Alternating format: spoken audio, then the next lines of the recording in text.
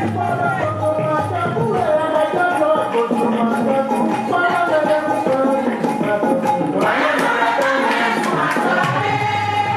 journée scientifique, organisée par le groupe média La Référence et Préférence, en collaboration avec EPC de Grand Popo, est un creuset d'échange et d'expression du savoir-faire qui vise des opportunités de financement ainsi que le renforcement de capacités des groupements de femmes de Grand Popo et des communes environnantes. Et avant que nous nous rassemblons ici, nous avons fait le tout pour pouvoir les expliquer de long à large. Si vous venez, est-ce que vous êtes à jour au niveau de vos pièces, au niveau de ça, les regroupements des femmes, nous allons les introduire vers les microfinances. Tout à l'heure, Alafia va arriver, tout à l'heure, le professeur aussi a des choses à leur dire. Dès que nous allons finir tout et tout, on va leur donner des attestations au groupement des femmes qui sont arrivées et nécessairement on va leur dire à partir d'aujourd'hui, si vous n'avez pas de dossier, voilà le monsieur qui est bien placé pour pouvoir faire vos dossiers. Rapprochez de ce monsieur, donnez vos noms tout et tout, prenez votre téléphone, vous allez vous appeler et échanger entre vous pour voir ce qui va se passer. C'est notre élan pour 2023. Au regard de l'importance de cette journée, universitaires et hommes de Dieu renchérissent. Vos projets, ce que vous portez, pourront être soutenus grâce à l'organisation de cette journée qui met à côte les acteurs de l'économie d'un vrai développement.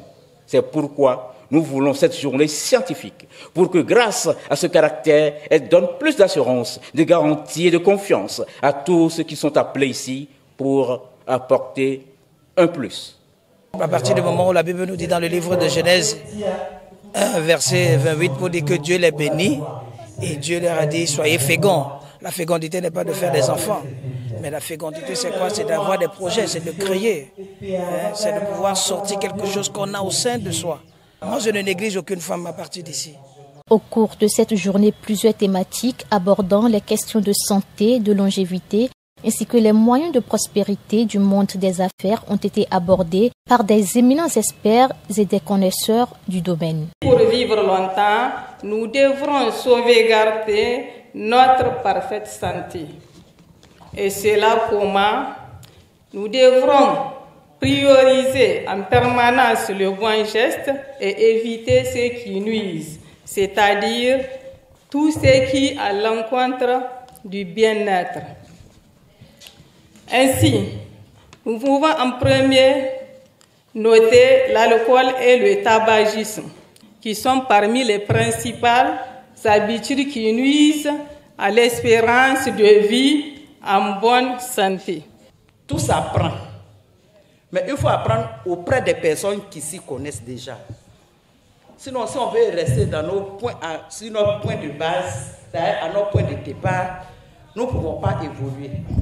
Donc, je vous invite à chercher à aller loin, à chercher à collaborer avec les autres pays, à collaborer avec les autres qui sont même dans votre pays, qui sont au-delà de votre pays, ou bien qui sont même dans votre sous-préfecture, mais qui font mieux que vous. Si on n'apprend pas, on ne peut pas avancer. À la fin, les participantes apprécient. C'est la première fois que je suis arrivée à assister à cette fête. Donc je suis très contente. Et par rapport à l'enseignement de ce matin, c'était très bien. Oui, je me suis sentie à l'aise dedans. Surtout côté tension et le sport là, c'est important. Ça m'a apporté tout d'abord la joie au fond de moi.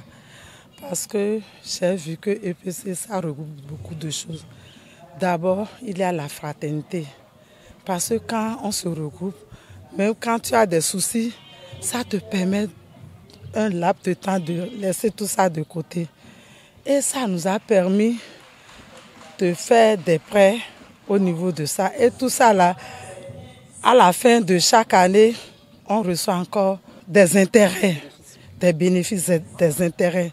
Et tout ça là, ça m'enchante. Cette journée scientifique a réuni des éminents experts et des connaisseurs venus de plusieurs pays, à savoir la Côte d'Ivoire, le Niger, le Nigeria, ainsi que des groupements de femmes venus de plusieurs communes du Bénin.